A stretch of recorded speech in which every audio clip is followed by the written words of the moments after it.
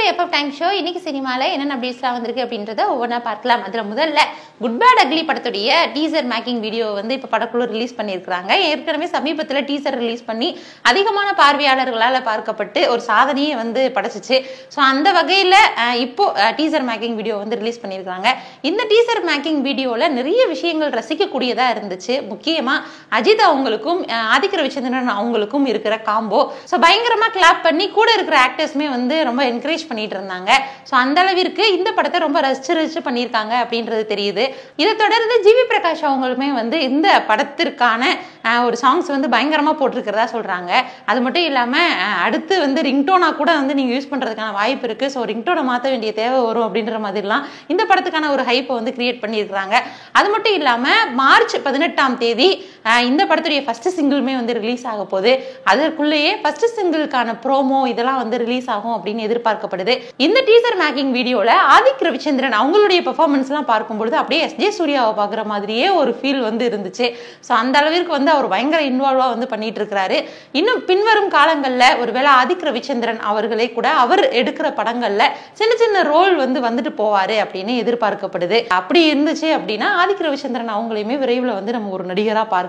இப்போ good bad அக்லியை பற்றி அடுத்து என்ன சம்பவம் பண்ண போறாங்க அப்படின்றதுக்கு பயங்கர வெயிட்டிங்ல ரசிகர்கள் இருக்காங்க. அதுக்கேற்ற மாதிரியே படக்குழுவும் ஒரு ஹைப்பை வந்து கொடுத்துட்டே இருக்காங்க. என்ன நடக்க போகுது அப்படின்றத பொறுத்திருந்து பார்க்கலாம். அடுத்த அப்டேட் என்ன அப்படின்னா இப்போ லோகேஷ் கனகராஜ் அவர்களுடைய பிறந்த நாளை பயங்கரமா செலிப்ரேட் பண்ணியிருந்தாங்க கூலி படக்குழுவினர். அந்த வகையில வந்து அப்போ எடுத்த பிடிஎஸ் போட்டோஸ்லாம் வந்து ஷேர் பண்ணியிருந்தாங்க. அதுல சூப்பர் ஸ்டார் ரஜினியா இருக்கட்டும், இல்ல நாகார்ஜுனா அவங்க, ஸ்ருதிகாஷன், சத்யராஜ் போன்ற பலர் கூட வந்து லோகேஷ் கனகராஜ் அவர்கள் எடுத்த போட்டோலாம் வந்து ரிலீஸ் பண்ணியிருந்தாங்க. ஸோ இதுவே வந்து ரசிகர்களுக்கு பயங்கர ஒரு ஹாப்பினஸை கொடுத்துருக்கோம். அதை தாண்டி நாகார்ஜுனா அவங்க கூட எடுத்துக்கிட்ட போட்டோவை பார்க்கும்போது எப்படி இருந்துச்சு அப்படின்னா விக்ரம் படத்துல ரோலக்ஸ் கேரக்டர் வந்து வரும். ஸோ அந்த மாதிரியான ஒரு கேரக்டர் வந்து நாகார்ஜுனாவுக்கு கொடுக்க போறாரோ அப்படின்ற ஒரு எதிர்பார்ப்பை ஏற்படுத்தி இருக்கிறதா ரசிகர்கள் வட்டாரங்கள்லாம் வந்து சொல்லிட்டு இருந்தாங்க. அந்த வகையில கூலி படம் வந்து ஒரு பெரிய ஒரு மாசான ஒரு படமா தான் வரப்போகுது அப்படின்றது இந்த சில ஒரு போட்டோஸ்லயே நம்மளால யூகிக்க முடியுது. சாதாரண ஒரு கிளிக் தான், ஆனா அதுக்குள்ளேயே நிறைய விஷயங்கள் இருக்கிற மாதிரி அந்த போட்டோஸ் எல்லாம் இருந்தது. அடுத்த அப்டேட் என்ன அப்படின்னா நடிகர் விக்ரம் அவங்களுடைய வீர தீர சூரன் படம் பெரிய எதிர்பார்ப்பை ஏற்படுத்தி இருக்கு. இந்த படத்துல இருந்து பார்ட் 2 வந்து ரிலீஸ் பண்ண போறாங்க.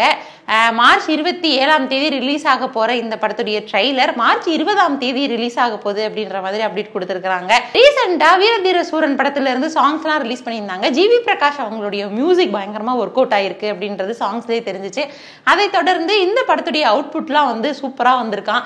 ஸோ அதனால இந்த படம் கண்டிப்பா விக்ரம் அவங்களுக்கு ஒரு வெற்றி படமா தான் அமையும் அப்படின்ற மாதிரி சொல்றாங்க. ஏன்னா சமீபத்தில் அவர் பயங்கர ஹார்ட் ஒர்க் பண்ணி நடிக்கிற படங்கள் கூட எதிர்பார்க்கிற அளவிற்கான ஒரு வெற்றியை கொடுக்கறது இல்லை.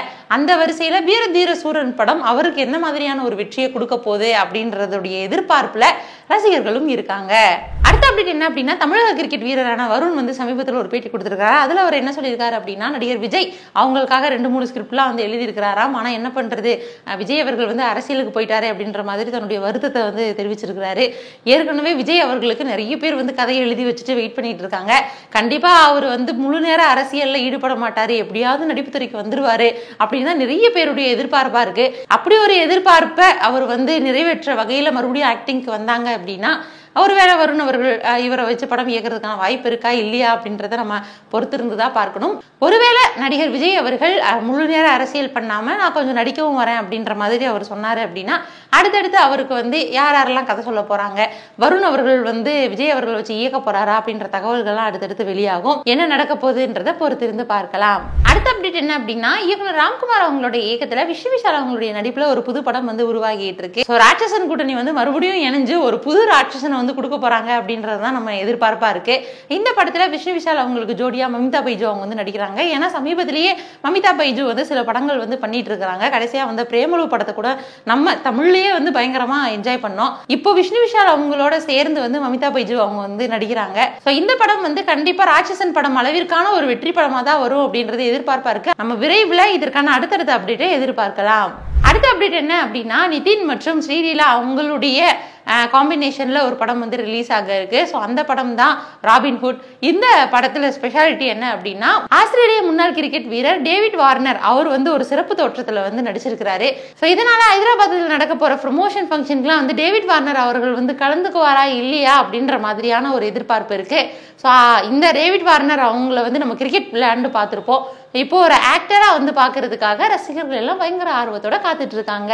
இந்த மாதிரி சினிமால ஒவ்வொரு நாளும் நிறைய விஷயங்கள் நடந்துட்டு இருக்கு. நம்மளும் தொடர்ந்து பேசிட்டு இருக்கோம். ஸோ அடுத்த ஒரு வீடியோவில் சந்திக்கிறேன். அதுவரை இணைந்தே இருங்கள். இது FF time show. By from Devika.